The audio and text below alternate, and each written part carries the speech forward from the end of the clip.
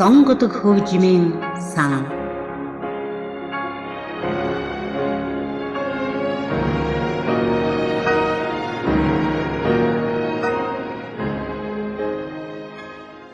Сайн байцгаана уу эрхэм сонсогчдоо. Сонгодог хөгжмийн сан нэвтрүүлгийн энэ дугаараар Америкийн хөгжмийн зохиолч, төгөлдөр хуурч Дьюк Эллингтоны амьдрал, уран бүтээлийн тухай цоврал нэвтрүүлгийн төгсгөлийн хэсгийг хүрэхээр бэлтгэлээ.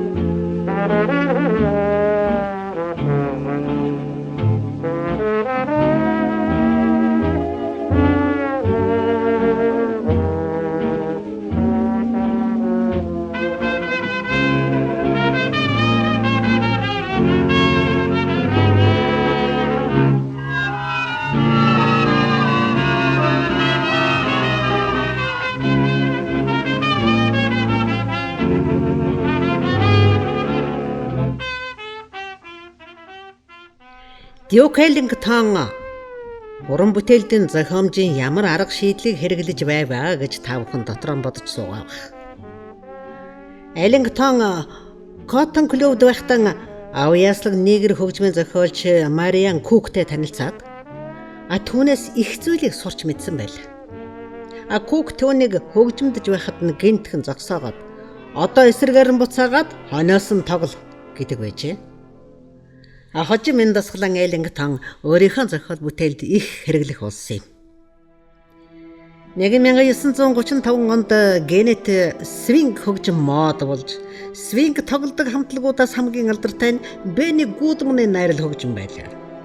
Эллингтон ч нүрээр шавар тунахыг хүссэнгүй. Түүний найрал хөгжим свинг тоглож эхэлсэн байна. Удалгүй Дьюк Эллингтоны найрал хөгжим шилдэг 10 свинг хамтлагийн нэг болсон юм. 1939 онд Эллингтон ямар ч тайлбаргүйгээр Ирвинг Миллстэй холбоогоо тасалж Колумбиа фирмтэй чигээрээ цуцалсан байна.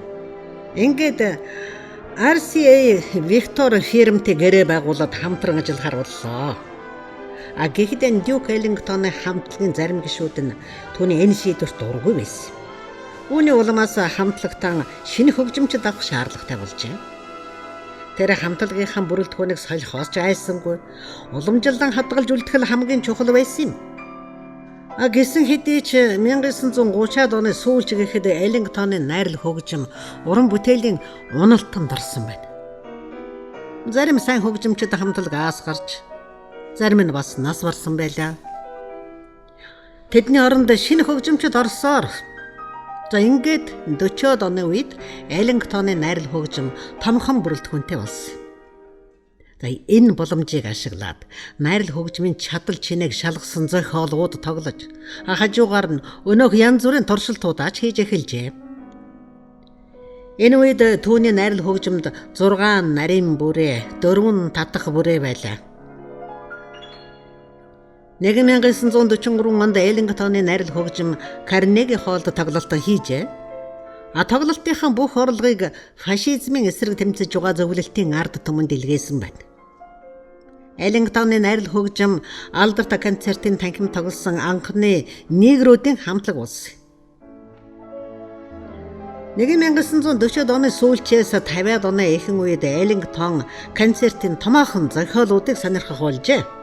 Түүгээр зогссон гүвөр найрал хөгжим зориулсан хэд хэдэн чуулбар хөгжим, үлээвэр хөгжим зориулан 3 концерт бичсэн байна. Ингээд өгүүлэмжийн түр өндөрлөн түүний төгөлдөр хуурын концертын хэсгээ сонсцгоё.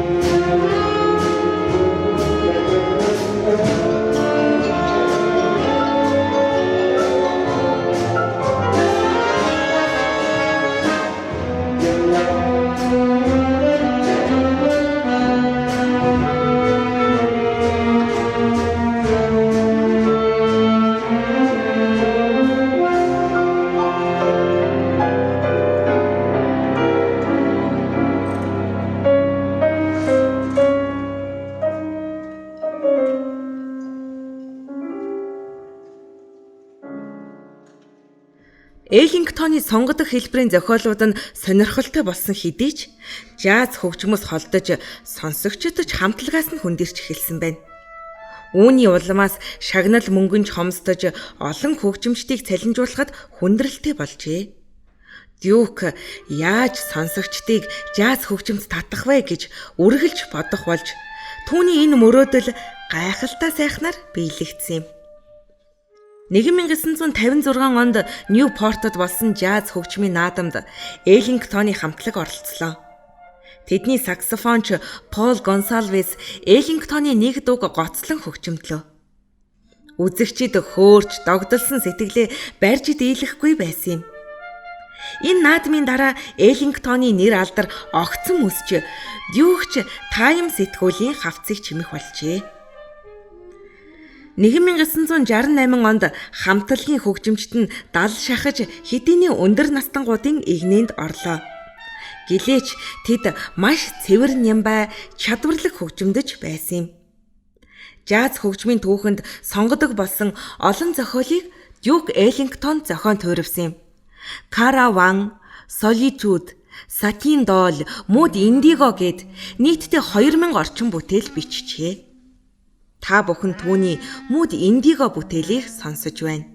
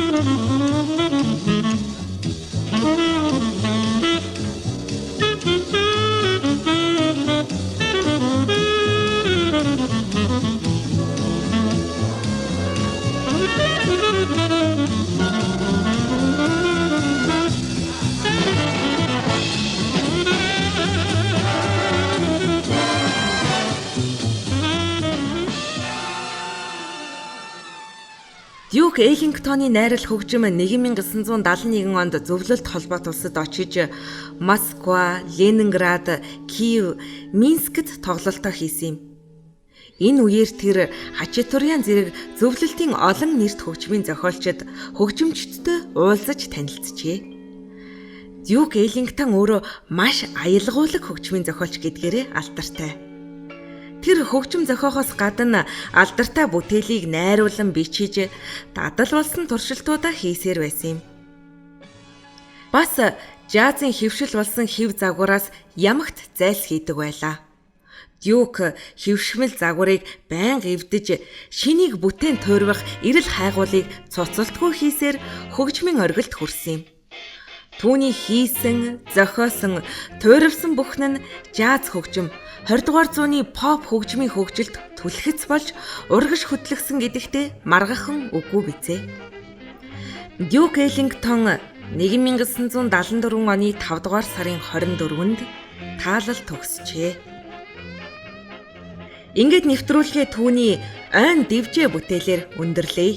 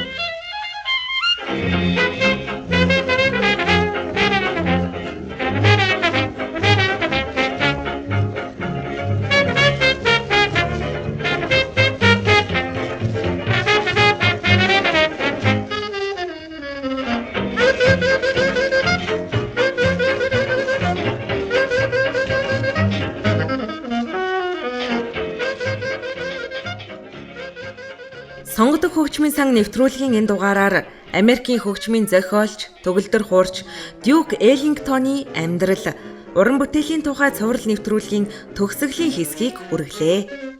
Нэвтрүүлгийн редактор Солонго, найруулагч Саран Туяа, нэвтрүүлэгч Билгээ.